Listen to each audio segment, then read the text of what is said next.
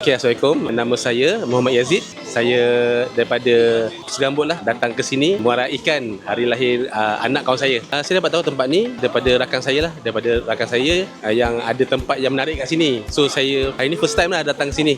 Lihat memang cantik lah. Saya sangat-sangat macam dari segi pemandangan, dari segi suasana. Datang sini yang saya tengok yang paling saya suka, saya makan nasi biryani. Dia ada ala-ala nasi biryani yang daripada Johor, sebab saya orang Johor. Saya tengok dia lengkap dengan ada dia punya acar tu sedap. Acar buah tu sedap. Daging lembut, alhamdulillah. Daging ayam pun sesedap rasa di peram ya. Dia peram dulu sebelum masak, dan saya rasa dia punya kuah A lah. Gravy dia A lah.